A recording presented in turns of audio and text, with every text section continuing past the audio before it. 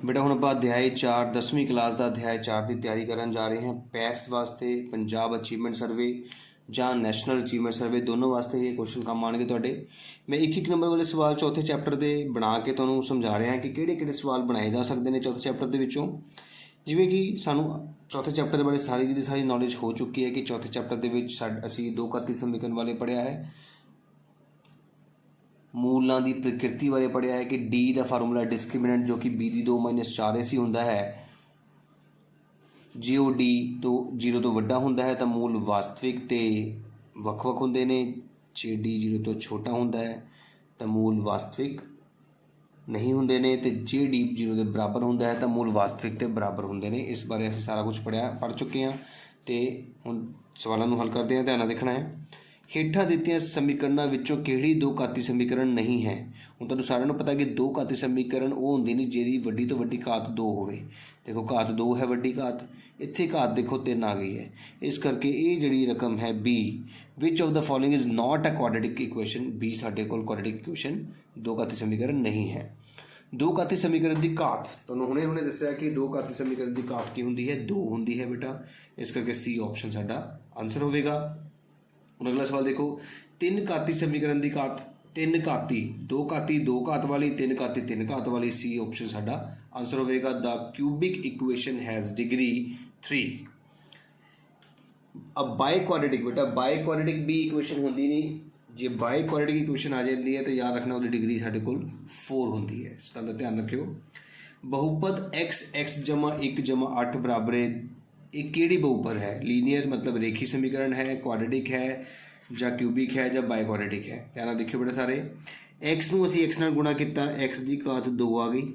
X नूं 1 नाल गुणा किया, एक्स आ गया, जमा 8 उदां ही पिया है बराबर है।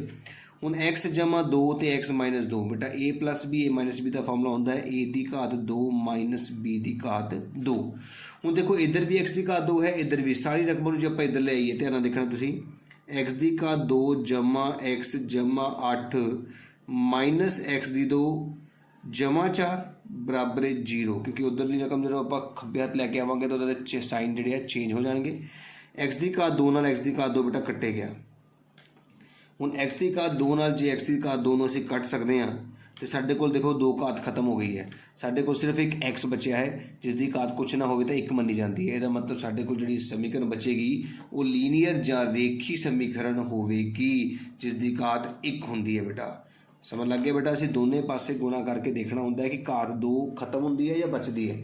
जे घात 2 बचती तो असीं दो घाती समीकरण बोलते, घात 2 कट्टी गई इस करके रेखी समीकरण इसका आंसर होवेगा। हुण कह रहे हैं कि समीकरण या इक्वेशन फिर दोबारा सेम सवाल है कि लीनियर है, क्वाड्रेटिक है या क्यूबिक है या बाय क्वाड्रेटिक है। तुसीं देख सकते हो इत्थे है एक्स माइनस 2 की घात 2 तो उसका फार्मूला की होंदा है ए की घात 2 मतलब एक्स की घात 2 जमा बी की घात 2 मतलब 2 की घात 2 माइनस 2 ए बी। इस ए माइनस बी की घात 2 का फार्मूला लगाया है प्लस 1 बराबर 2 एक्स माइनस 3।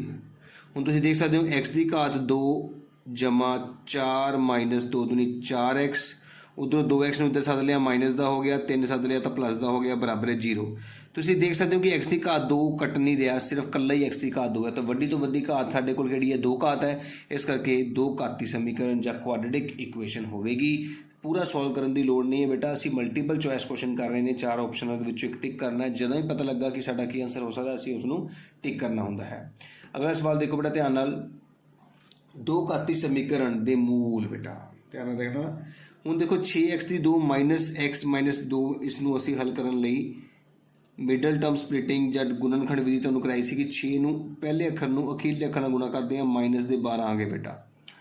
हुण 12 के गुणनखंड बनाते सी कि 1 2 3 4 याद है ना, 1 नाल 12 2 ते 6 3 चौके 12 4 तीए 12 तो असीं घटाउणा है बेटा। घटा के सानूं चाहिदा 1 तो साडे कोल घटा के 1 किहदा आ रहा है 4 ते 3। ये साडे कोल रकम आ गई ने। हुण असीं घटा के माइनस 1 प्राप्त करना बेटा। इस करके 4 माइनस का होवेगा तो 3 प्लस का होवेगा, क्योंकि मैं तो दस्सिया सी घटाउण दे विच वड्डी रकम दे कोल जांदा है विचकारला चिन्ह। तो हुण असीं लिखांगे 6x की 2 plus 3x minus 4x minus 2 बराबर 0। आ रकम विचकार आ गई ना देखो। ਹੁਣ ਪਹਿਲੀ ਦੋ ਦੇ ਵਿੱਚੋਂ 3x ਸਾਂਝਾ ਨਿਕਲ ਗਿਆ, ਕੀ ਬਚ ਗਿਆ 2x ਜਮਾ 1। ਫਿਰ ਮਾਈਨਸ ਦੇ 2 ਕਾਮਨ ਨਿਕਲ ਗਿਆ 2x ਜਮਾ 1। ਇਹਦਾ ਮਤਲਬ 2x ਜਮਾ 1 ਤੇ 3x ਮਾਈਨਸ 2 ਬਰਾਬਰ 0। ਇਹਦਾ 2x ਜਮਾ 1 ਵੀ 0 ਦੇ ਬਰਾਬਰ ਹੋਏਗਾ ਜਾਂ 3x ਮਾਈਨਸ 2 ਵੀ 0 ਦੇ ਬਰਾਬਰ ਹੋਵੇਗਾ। ਇੱਕ ਉੱਧਰ ਜਾ ਕੇ ਮਾਈਨਸ ਹੋ ਗਿਆ, x ਦਾ ਮੁੱਲ ਆ ਗਿਆ -1/2 ਤੇ ਇੱਧਰੋਂ x ਦਾ ਮੁੱਲ ਆ ਗਿਆ -2 ਦਾ ਪਲੱਸ 2/3। ਹੁਣ ਦੇਖੋ x ਆਇਆ -1/2 ਤੇ 2/3। ਸਾਡੇ ਕੋਲ C ਆਪਸ਼ਨ ਇਸ ਸਵਾਲ ਦਾ ਆਨਸਰ ਹੋਵੇਗਾ। ਉਮੀਦ ਕਰ ਰਹੇ ਹਾਂ ਕਿ ਤੁਹਾਨੂੰ ਸਮਝ ਆਈ ਹੋਵੇਗੀ ਕਿ ਗੁਣਨਖੰਡ ਵਿਧੀ ਨਾਲ ਜੀ ਕਿਸ ਤਰ੍ਹਾਂ ਅਸੀਂ ਪਤਾ ਕੀਤਾ ਹੈ। ਤੁਸੀਂ ਚਾਹੁੰਦੇ ਤਾਂ ਜੇਕਰ ਤੁਹਾਨੂੰ ਮਿਡਲ ਸਪਲਿਟਿੰਗ ਜਾਂ ਇਹਦੇ ਵਿੱਚ ਪ੍ਰੋਬਲਮ ਆ ਰਹੀ ਸੀਗੀ ਤਾਂ ਤੁਸੀਂ ਇਸ ਸਵਾਲ ਨੂੰ ਦੋ ਘਾਤੀ ਸੂਤਰ ਨਾਲ ਵੀ ਹੱਲ ਕਰ ਸਕਦੇ ਸੀਗੇ, ਉਸ ਨਾਲ ਵੀ ਸਵਾਲ ਨੂੰ ਹੱਲ ਕੀਤਾ ਜਾ ਸਕਦਾ। ਜਿਵੇਂ ਕਿ ਅਸੀਂ D ਪਤਾ ਕਰਦੇ ਹਾਂ। ਸਭ ਤੋਂ ਪਹਿਲਾਂ A ਸਾਡੇ ਕੋਲ ਹੈਗਾ 6, B ਹੈਗਾ -1 ਤੇ C ਹੈਗਾ -2 ਤੇ B ਦੀ ਘਾਤ 2 -4AC ਫਾਰਮੂਲਾ ਲੱਗੇਗਾ ਤੇ B ਸਾਡੇ ਕੋਲ ਹੈ 1 ਦੀ ਘਾਤ 2 -4A 6 ਹੈ ਤੇ C -2 ਹੈ। 1 ਜਮਾ 6 ਚੌਕਾ 24, 24 दूनी 48 ਤੇ 1 ਕਿੰਨਾ ਹੋ ਗਿਆ 49 ਹੋ ਗਿਆ ਬੇਟਾ। 49 ਸਾਡਾ 0 ਤੋਂ ਵੱਡਾ ਹੈ, ਇਸ ਕਰਕੇ ਸਾਡਾ x ਦਾ ਫਾਰਮੂਲਾ ਹੁੰਦਾ ਹੈ -b + ਵਰਗਮੂਲ d/2। ਇਹ ਤੁਹਾਨੂੰ ਯਾਦ ਹੋਏਗਾ। ਇਹਦਾ ਕਰਕੇ -b ਦੇ ਕੋਲ ਮਾਈਨਸ ਦਾ ਚਿੰਨ੍ਹ ਹੈ, ਇਸ ਕਰਕੇ b ਜੇ ਮਾਈਨਸ ਦਾ ਹੋਏਗਾ ਤਾਂ ਤੁਸੀਂ ਪਲੱਸ ਦਾ ਲਿਖੋਗੇ। + ਵਰਗਮੂਲ 49/2 × 6। ਇਹਦਾ ਮਤਲਬ 1 ± 7/12 ਬੇਟਾ, ਕਿਉਂਕਿ 49 ਦਾ ਵਰਗਮੂਲ 7 ਹੁੰਦਾ ਹੈ। ਤੇ ਅਸੀਂ ਕੀ ਕਰਾਂਗੇ, ਇੱਕ ਵਾਰੀ ਪਲੱਸ ਨਾਲ ਵੀ ਲਿਖਾਂਗੇ ਤੇ ਇੱਕ ਵਾਰੀ ਮਾਈਨਸ ਨਾਲ ਵੀ ਲਿਖਾਂਗੇ। ਹੁਣ 8/12 ਆ ਗਿਆ ਤੁਹਾਡੇ ਕੋਲ। ਪਹਿਲਾ ਆਨਸਰ ਕਿੰਨਾ ਆ ਗਿਆ 8/12, ਦੂਜਾ ਆ ਗਿਆ -6/12। ਤੁਸੀਂ ਕਟਿੰਗ ਕਰਕੇ ਦੇਖ ਸਕਦੇ ਹੋ ਕਿ 6/12 ਕੱਟ ਕੇ ਬਣਦਾ ਹੈ 1/2 ਤੇ 4 दूनी 8 ਤੇ 4 ਤੀਏ 12। 6 × 6 6 दूनी 12। ਸਾਡਾ ਆਨਸਰ ਆਉਂਦਾ ਹੈ 2/3 ਤੇ -1/2। ਇਸ ਤਰ੍ਹਾਂ ਅਸੀਂ ਦੋ ਘਾਤੀ ਸਮੀਕਰਨ ਵਾਲਾ ਫਾਰਮੂਲਾ ਲਗਾ ਕੇ ਵੀ ਆਪਣੇ ਆਨਸਰ ਪਤਾ ਕਰ ਸਕਦੇ ਨੇ, ਜੋ ਕਿ ਇਹੀ ਆਇਆ ਹੈ ਤੁਹਾਡੇ ਸਾਹਮਣੇ ਹੈ। ਤੇ ਜੋ ਵੀ ਮੈਥਡ ਤੁਹਾਨੂੰ ਲਗਾਉਣਾ ਵਧੀਆ ਲੱਗਦਾ ਹੈ ਉਸ ਮੈਥਡ ਨੂੰ ਤੁਸੀਂ ਲਗਾ ਕੇ ਸਵਾਲ ਨੂੰ ਹੱਲ ਕਰ ਸਕਦੇ ਹੋ। ਹੁਣ 8ਵਾਂ ਸਵਾਲ ਦੇਖੋ ਬੇਟਾ ਧਿਆਨ ਨਾਲ।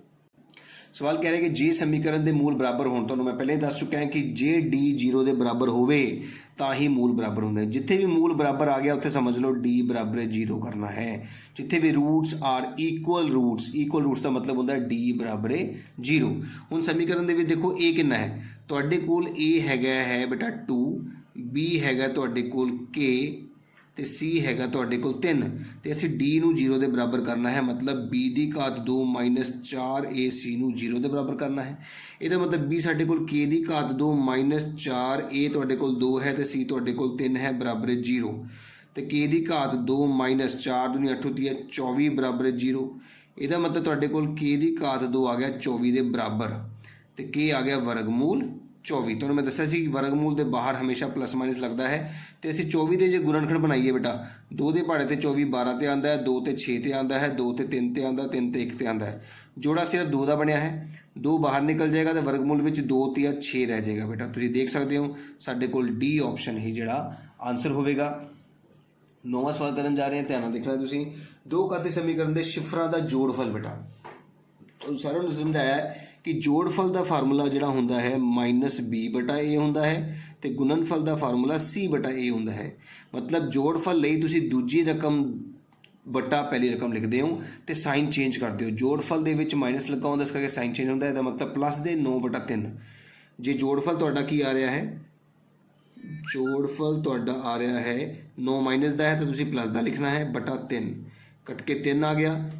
ਇਹਦਾ ਮਤਲਬ ਸਮ ਆਫ 0 ਸਾਡੇ ਕੋਲ A ਆਪਸ਼ਨ ਹੋਵੇਗੀ, 3 ਸਾਡਾ ਆਨਸਰ ਹੋਵੇਗਾ। ਹੁਣ ਅਗਲਾ ਸਵਾਲ ਦੇਖਣਾ ਬੇਟਾ 10ਵਾਂ ਸਵਾਲ। ਦੋ ਘਾਤੀ ਸਮੀਕਰਨ ਦਾ ਡਿਸਕ੍ਰਿਮੀਨੈਂਟ ਮਤਲਬ D ਪਤਾ ਕਰਨਾ ਬੇਟਾ। ਸਾਡੇ ਕੋਲ ਇੱਥੇ A ਕਿੰਨਾ ਹੈ, ਸਾਡੇ ਕੋਲ A ਹੈ 2√3, B ਹੈ √2 ਤੇ C ਹੈ -√12 ਤੇ D ਦਾ ਫਾਰਮੂਲਾ ਤਾਂ ਤੁਸੀਂ ਜਾਣਦੇ ਹੀ ਹੋ। ਸਾਡੇ ਕੋਲ ਹੁੰਦਾ ਹੈ B ਦੀ ਘਾਤ 2 -4AC। ਇੱਥੋਂ ਦਾ D ਕੱਢਣ ਲਈ ਅਸੀਂ B ਦੀ ਘਾਤ 2 ਮਤਲਬ ਵਰਗਮੂਲ 2 ਦੀ ਘਾਤ 2 ਕਿਉਂਕਿ D ਵਰਗਮੂਲ 2 ਹੈ -4A। ਇਹ ਸਾਡੇ ਕੋਲ 2√3 ਹੈ ਤੇ C ਸਾਡੇ ਕੋਲ ਮਾਈਨਸ ਦੇ ਵਰਗਮੂਲ 12 ਹੈ ਬੇਟਾ। ਹੁਣ ਇਸ ਨੂੰ ਹੱਲ ਕਰਨ ਲਈ 2 ਦੀ ਘਾਤ 2 ਨਾਲ ਵਰਗਮੂਲ ਕੱਟਿਆ ਜਾਂਦਾ ਹੈ, 2 ਬਚ ਗਿਆ, ਮਾਈਨਸ ਤੇ ਮਾਈਨਸ ਪਲੱਸ ਹੋ ਗਿਆ ਕਿਉਂਕਿ 2 ਮਾਈਨਸ ਸੀਗੇ ਸਾਡੇ ਕੋਲ। ਧਿਆਨ ਨਾਲ ਦੇਖਣਾ ਤੁਸੀਂ ਸਾਰਿਆਂ ਨੇ। B ਦੀ ਘਾਤ 2 ਦਾ ਮਤਲਬ B ਵਰਗਮੂਲ 2 ਦੀ ਘਾਤ 2 -4AC। C ਸਾਡੇ ਕੋਲ ਮਾਈਨਸ ਵਰਗਮੂਲ 12 ਸੀਗੇ। ਵਰਗਮੂਲ 2 ਦੀ ਘਾਤ 2 2 ਹੁੰਦਾ ਹੈ माइनस 2 ਸੀਗੇ प्लस बन गए 4 दूनी 8 वर्गमूल वाला वर्गमूल ਨਾਲ ਗੁਣਾ ਹੁੰਦਾ वर्गमूल 36 12 30 36 ਹੁੰਦਾ ਨਾ।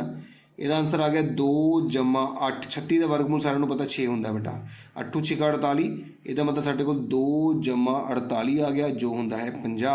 ਇਹ ਸਾਡਾ ਬੀ ਆਪਸ਼ਨ ਸਹੀ ਆਨਸਰ ਹੋਵੇਗਾ।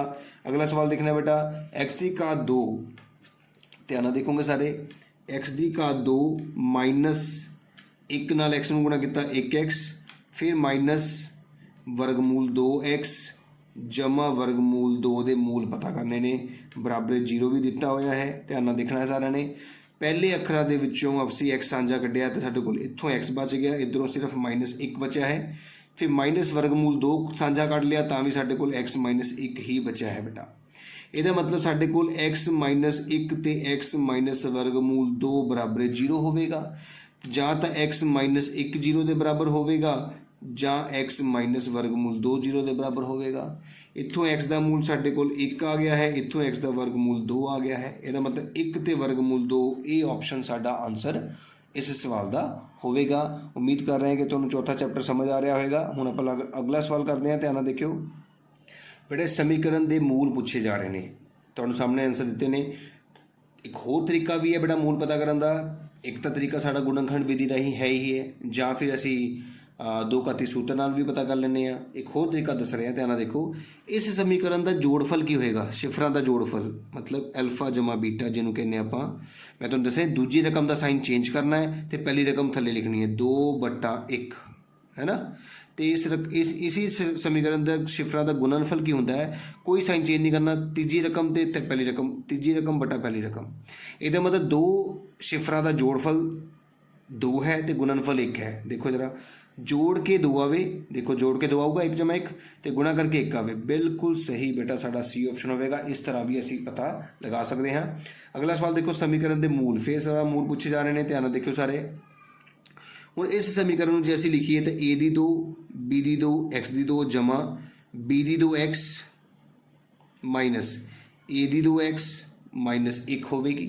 हुण पहले दो दे विचों देखिए तो साझा साडे कोल b दी 2 ते x है बी दी 2 भी हैगा दोनों च x भी हैगा तो साढ़े कोल बच गया है a दी 2 तो 1 x बच गया प्लस 1 जे -1 साझा कढ़ीए तो a दी 2 x प्लस 1 ही बचता है बराबर 0। ਇਹਦਾ मतलब साढ़े कोल जिहड़ी समीकरण बनी है हुण की बन गई है a दी 2 x जमा 1 ते b दी 2 x माइनस 1 बराबर 0। ਇਹਦਾ मतलब x ਦਾ ਮੁੱਲ ਕੀ ਹੋਵੇਗਾ ਸਾਡੇ ਕੋਲ x ਦਾ ਮੁੱਲ ਆਏਗਾ 1 प्लस ਦਾ ਹੈ उधर जाके माइनस बटा a ਦੀ घात 2 ਜਾਂ ਫਿਰ x ਦਾ ਮੁੱਲ ਹੋਵੇਗਾ 1 ਮਾਈਨਸ ਦਾ उधर जाके प्लस ਦਾ बटा b ਦੀ 2। ਹੁਣ ਦੇਖੋ 1 बटा a ਦੀ 2 ਮਾਈਨਸ ਦਾ ਹੋਵੇਗਾ ਤੇ 1 बटा b ਦੀ 2 प्लस ਦਾ ਹੋਵੇਗਾ। b ਆਪਸ਼ਨ ਸਾਡਾ ਇਸ ਸਵਾਲ ਦਾ ਆਨਸਰ ਹੋਏਗਾ। ਉਮੀਦ ਕਰ ਰਹੇ ਹਾਂ ਕਿ ਤੁਹਾਨੂੰ ਸਮਝ ਆ ਰਹੀ ਹੋਏਗੀ। ਅਗਲਾ ਸਵਾਲ ਧਿਆਨ ਨਾਲ ਦੇਖਣਾ ਹੈ। ਹੁਣ ਕਹਿੰਦਾ ਹੈ ਕਿ ਜੇ 5 ਇੱਕ ਇਸ ਸਮੀਕਰਨ ਦਾ ਮੂਲ ਹੈ ਤਾਂ ਦੂਜਾ ਮੂਲ ਪਤਾ ਕਰੋ। ਹੁਣ ਤੁਸੀਂ ਮੈਨੂੰ ਦੱਸੋ ਕਿ ਇਹਨਾਂ ਦਾ ਸ਼ਿਫਰਾਂ ਦਾ ਜੋੜਫਲ ਕਿੰਨਾ ਹੈ। ਐਲਫਾ ਤੇ ਬੀਟਾ ਦਾ ਜੋੜ ਮੈਂ ਤੁਹਾਨੂੰ ਦੱਸਿਆ ਸੀਗਾ ਦੂਜੀ ਰਕਮ ਦਾ ਸਾਈਨ ਚੇਂਜ ਕਰਨਾ ਹੈ ਤੇ ਥੱਲੇ ਪਹਿਲੀ ਰਕਮ ਲਿਖਣੀ ਹੈ। ਪਹਿਲੀ ਰਕਮ 1 ਹੈ ਤੇ ਅਲਫਾ ਤੇ ਬੀਟਾ ਦਾ ਮਲਟੀਪਲਾਈ ਦੇ ਵਿੱਚ ਪ੍ਰੋਡਕਟ ਵਿੱਚ ਕਿਹਾ ਸੀਗਾ ਤੀਜੀ ਰਕਮ ਦਾ ਕੋਈ ਸਾਈਨ ਚੇਂਜ ਨਹੀਂ ਕਰਨਾ ਸਿੱਧੀ ਤੀਜੀ ਰਕਮ ਲਿਖਣੀ ਹੈ ਤੇ ਬਟਾ ਪਹਿਲੀ ਰਕਮ ਸਾਡੇ ਕੋਲ 1 ਹੈ। ਦੋ ਸੰਖਿਆਵਾਂ ਦਾ ਜੋੜਫਲ 2 ਹੈ ਤੇ ਗੁਣਾ ਕਰਕੇ 15 ਆ ਰਿਹਾ ਹੈ ਤੇ ਸਾਡੇ ਕੋਲ ਇੱਕ ਰਕਮ 5 ਹੈ। ਜੇ ਇੱਕ ਰਕਮ 5 ਹੈ ਤੇ ਹੁਣ ਦੱਸੋ ਕਿੰਨਾ ਕੀ ਕਰਾਂ ਕਿ ਦੋ ਆਨਸਰ ਆ ਜਾਏ। ਸਾਰਿਆਂ ਨੂੰ ਪਤਾ -3 ਕਰਨ ਤੇ ਦੋ ਆਨਸਰ ਆਊਗਾ। ਇਹਦਾ ਮਤਲਬ 5 ਦੇ -3 ਦੂਜਾ ਸ਼ਿਫਰ ਹੋਵੇਗਾ -3 ਤੁਹਾਡਾ ਆਨਸਰ ਹੋਇਆ ਬੇਟਾ। ਅਗਲਾ ਸਵਾਲ ਧਿਆਨ ਨਾਲ ਦੇਖਣਾ ਤੁਸੀਂ जे x बराबर -3 समीकरण का मूल है तो की पता करो। हुण ये x बराबर -3 इस समीकरण का एक मूल है। देखो ऊपर भी सवाल सेम सीगा पर उत्थे सानू एक मूल दे के दूजा मूल पूछा जा रहा सीगा। इत्थे इदां नहीं है। इत्थे साडे कोल समीकरण दे विच k दिता गया है। हुण असीं k दा मूल पता करना तो असीं आ x की वैल्यू च भर देनी है। किद्दां भरांगे देखो जिथे x लिखे उत्थे असीं -3 भरांगे -3 की घात 2 जमा 2 ब्रैकेट विच -3 k बराबर 0। जिथे जिथे बेटा x सीगा उत्थे -3 भर लिया है। -3 की घात 2 सारे को पता है कि 9 होंगी है माइनस खत्म हो जाता है 3 की घात 2 9 -3 दूनी 6 -3 के बराबर 0। 9 च 6 गए 3 बराबर 3 के उधर चला गया तो हुण 3 3 भाग करेगा। इसका मतलब के बराबर आ गया 3/3 दे कट के साडे कोल के दा मूल कितना आ गया है साडे कोल के दा मूल 1 आ गया है बेटा जो कि इस सवाल का आंसर होगा। हुण 16वां सवाल देखना है बेटा ध्यान नाल। समीकरण x की घात 2 माइनस वर्गमूल 2x -3 बराबर 0 ਦੇ ਮੂਲਾਂ ਦੀ ਪ੍ਰਕਿਰਤੀ ਬੇਟਾ। ਹੁਣ ਸਮੀਕਰਨ ਤੁਹਾਡੇ ਸਾਹਮਣੇ ਹੈ x ਦੀ ਘਾਤ 2 ਮਾਈਨਸ ਵਰਗਮੂਲ 2x ਮਾਈਨਸ 3 ਬਰਾਬਰ 0। ਇੱਥੇ ਤੁਸੀਂ ਦੱਸ ਸਕਦੇ ਹੋ ਕਿ ਇਹ ਤੁਹਾਡੇ ਕੋਲ ਕਿੰਨਾ ਹੈ। ਤੁਹਾਡੇ ਕੋਲ a 1 ਹੈ, b ਤੁਹਾਡੇ ਕੋਲ ਮਾਈਨਸ ਦੇ ਵਰਗਮੂਲ 2 ਨੇ, ਤੇ c ਤੁਹਾਡੇ ਕੋਲ ਮਾਈਨਸ 3 ਹੈ। ਹੁਣ ਤੁਸੀਂ d ਦਾ ਫਾਰਮੂਲਾ ਲਗਾਓਗੇ ਬੇਟਾ, b the 2 minus 4ac minus ਵਰਗਮੂਲ 2 the ਘਾਤ 2 minus 4, a ਤੁਹਾਡੇ ਕੋਲ 1 ਹੈ ਤੇ c ਤੁਹਾਡੇ ਕੋਲ ਮਾਈਨਸ 3 ਹੈ। ਵਰਗਮੂਲ 2 ਦੀ ਘਾਤ 2 ਹੁੰਦੀ ਹੈ, ਮਾਈਨਸ ਦੀ ਘਾਤ 2 ਪਲੱਸ ਹੁੰਦਾ ਹੈ, ਮਾਈਨਸ ਮਾਈਨਸ ਪਲੱਸ 4 ਦੀ 12। ਸਾਡੇ ਕੋਲ ਆਂਸਰ ਬੇਟਾ 14 ਆ ਗਿਆ ਹੈ, ਜੋ ਕਿ ਪਲੱਸ ਦਾ ਹੈ, 0 ਤੋਂ ਵੱਡਾ ਹੈ। ਇਸ ਦਾ ਮਤਲਬ ਇਸ ਦੇ ਜਿਹੜੇ ਮੂਲ ਨੇ ਉਹ ਕੀ ਹੋਣਗੇ, ਵਾਸਤਵਿਕ ਤੇ ਵੱਖ-ਵੱਖ। ਠੀਕ ਹੈ ਨਾ, ਰੀਅਲ ਐਂਡ ਅਨਈਕੁਅਲ। ਹੁਣ ਤੁਸੀਂ ਆਪਸ਼ਨ ਦੇਖ ਸਕਦੇ ਹੋ, ਇਹ ਆਪਸ਼ਨ ਤੁਹਾਡਾ ਬਿਲਕੁਲ ਸਹੀ ਆਪਸ਼ਨ ਹੋਵੇਗਾ। ਉਮੀਦ ਕਰ ਰਿਹਾ ਤੁਹਾਨੂੰ ਸਮਝ ਆ ਰਹੀ ਹੈ। 17ਵਾਂ ਸਵਾਲ ਦੇਖੋ ਧਿਆਨ ਨਾਲ ਬੇਟਾ ਸਮੀਕਰਨ ਦੇ ਮੂਲ ਵਾਸਤਵਿਕ ਹਨ। ਸੇਮ ਕੁਐਸਚਨ ਆ ਗਿਆ ਕਿ ਤੁਸੀਂ ਸਿਰਫ ਨੇਚਰ ਆਫ ਰੂਟ ਜਾਂ ਮੂਲਾਂ ਦੀ ਪ੍ਰਕਿਰਤੀ ਬਾਰੇ ਹੀ ਦੱਸਣਾ ਹੈ। ਇਸ ਕਰਕੇ ਇੱਥੇ ਤੁਹਾਡੇ ਕੋਲ a ਦਾ ਮੂਲ, a ਦੀ ਵੈਲਿਊ ਕਿੰਨੀ ਆਈ ਹੈ 3, b ਹੈ 2 ਤੇ c ਹੈ 1। ਅਸੀਂ d ਕੱਢਾਂਗੇ ਬੇਟਾ, ਧਿਆਨ ਨਾਲ ਦੇਖਣਾ। d ਦਾ ਫਾਰਮੂਲਾ ਹੁੰਦਾ ਹੈ b ਦੀ 2 ਮਾਈਨਸ 4ac, b ਤੁਹਾਡੇ ਕੋਲ 2 ਹੈ, 4a ਤੇ c, a ਤੁਹਾਡੇ ਕੋਲ 3 ਹੈ, c 1 ਹੈ। 2 ਦੀ ਘਾਤ 2 4 ਮਾਈਨਸ 12 ਬੇਟਾ, ਮਾਈਨਸ ਦੇ 8 ਆ ਗਏ ਨੇ, ਜੋ ਕਿ 0 ਤੋਂ ਛੋਟਾ ਹੈ। ਇਹਦਾ ਮਤਲਬ ਸਾਡੇ ਕੋਲ ਮੂਲ ਜਿਹੜੇ ਹੋਣਗੇ ਵਾਸਤਵਿਕ ਨਹੀਂ ਹੋਣਗੇ, ਨੋ ਰੀਅਲ। ਨੋ ਰੀਅਲ ਨੂੰ ਅਸੀਂ ਇਰਰੈਸ਼ਨਲ ਵੀ ਬੋਲਦੇ ਹਾਂ। ਠੀਕ ਹੈ ਨਾ, ਨਹੀਂ ਸੌਰੀ, ਨੋ ਰੀਅਲ ਹੀ ਆਵੇਗਾ ਬੇਟਾ ਦਾ ਆंसर, नो रियल रूट्स, वास्तविक नहीं।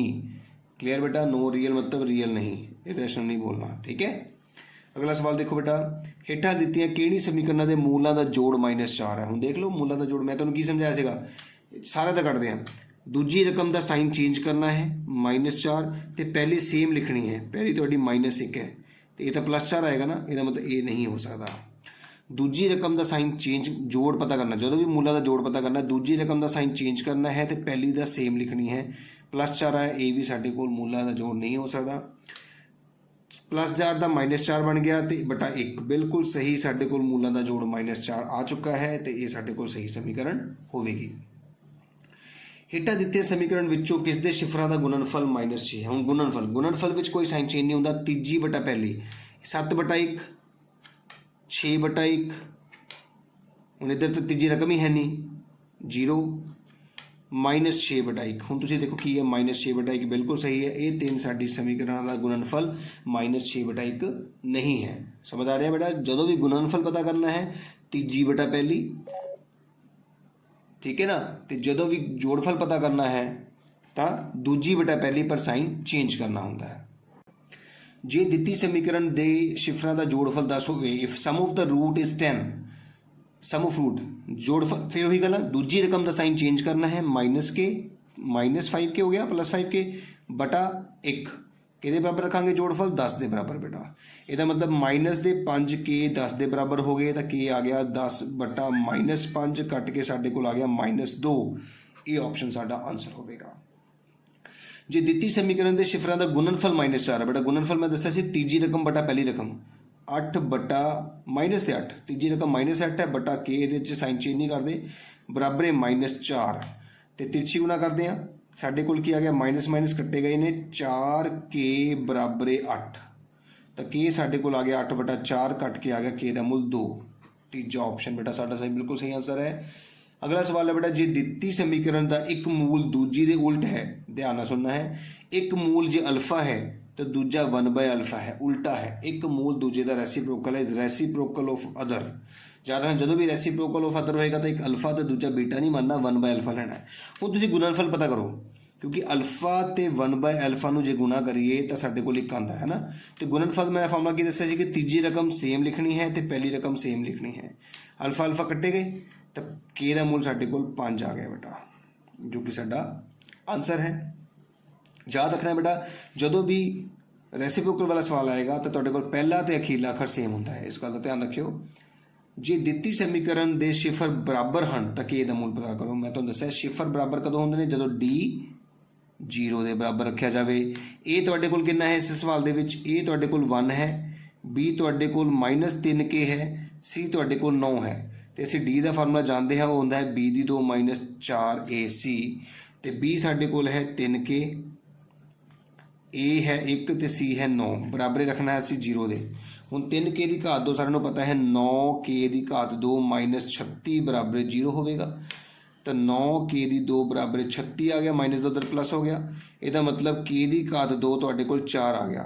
ਤੇ ਸਾਨੂੰ ਪਤਾ ਕਿ 4 ਦਾ ਵਰਗਮੂਲ ਕਿੰਨਾ ਹੁੰਦਾ ਹੈ, ਪਲੱਸ ਮਾਈਨਸ 2, ਤੇ ਤੁਹਾਡੇ ਕੋਲ ਜਿਹੜਾ ਆਨਸਰ ਆ ਗਿਆ ਹੈ ਉਹ ਕੀ ਹੋਵੇਗਾ, ਪਲੱਸ ਮਾਈਨਸ 2 ਹੋਵੇਗਾ। ਇਸ ਸਵਾਲ ਦੇ ਵਿੱਚ ਕੋਈ ਨਾ ਕੋਈ ਗਲਤੀ ਹੈ ਬੇਟਾ, ਇੱਥੇ ਪਲੱਸ ਮਾਈਨਸ 2 ਹੋਣਾ ਚਾਹੀਦਾ ਸੀਗਾ, ਬੀ ਦੀ ਘਾਤ 2 ਮਾਈਨਸ 4ac, ਇੱਥੇ ਪਲੱਸ ਮਾਈਨਸ 2 ਕਰੋ ਬੇਟਾ, ਇਹ ਤੁਹਾਡਾ ਆਨਸਰ ਹੋਵੇਗਾ। ਉਮੀਦ ਕਰਦਾ ਕਿ ਤੁਹਾਨੂੰ ਮੈਂ ਚੌਥੇ ਚੈਪਟਰ ਦੇ ਜਿੰਨੇ ਵੀ ਮਲਟੀਪਲ ਚੋਇਸ ਕੁਐਸਚਨਸ ਦਿੱਤੇ ਨੇ ਉਹ ਸਾਰੇ ਤੁਹਾਨੂੰ ਸਮਝ ਆਏ ਹੋਣਗੇ। ਇਹਨਾਂ ਸਵਾਲਾਂ ਦਾ ਬੇਟਾ ਪੰਜਾਬ ਅਚੀਵਮੈਂਟ ਸਰਵੇ ਚਾਹੇ ਨੈਸ਼ਨਲ ਅਚੀਵਮੈਂਟ ਸਰਵੇ ਕੋਈ ਵੀ ਪੇਪਰ ਆਵੇ ਜ਼ਰੂਰ ਤੁਹਾਨੂੰ ਬੈਨੀਫਿਟ ਹੋਵੇਗਾ, ਇੱਦਾਂ ਦੇ ਹੀ ਸਵਾਲ ਤੁਹਾਨੂੰ ਮਿਲਣੇ ਹਨ ਉੱਥੇ। ਉਮੀਦ ਕਰਾਂਗਾ ਕਿ ਤੁਸੀਂ ਧਿਆਨ ਨਾਲ ਸਮਝੋਗੇ ਤੇ ਇੱਕ ਵਾਰ ਕਾਪੀ ਤੇ ਕਰਕੇ ਵੀ ਦੇਖੋਗੇ। ਤੇ ਜੇਕਰ ਬੇਟਾ ਕਿਸੇ ਸਟੂਡੈਂਟ ਨੇ ਮੇਰੇ ਚੈਨਲ ਨੂੰ ਅਜੇ ਸਬਸਕ੍ਰਾਈਬ ਨਹੀਂ ਕੀਤਾ ਹੈ ਤਾਂ ਜ਼ਰੂਰ ਸਬਸਕ੍ਰਾਈਬ ਕਰ ਦਿਓ, ਤਾਂ ਕਿ ਮੇਰੇ ਅਗਲੇ ਚੈਪਟਰ ਦੀ ਜਿਹੜੀ ਵੀਡੀਓਜ਼ ਨੇ ਤੁਹਾਡੇ ਫੋਨ ਤੇ ਸ਼ੋ ਹੋ ਸਕਣ। ਤੇ ਜ਼ਰੂਰ ਕਮੈਂਟ ਕਰਿਓ, ਜ਼ਰੂਰ ਬੇਟਾ ਲਾਈਕ ਕਰਿਓ ਵੀਡੀਓ ਨੂੰ।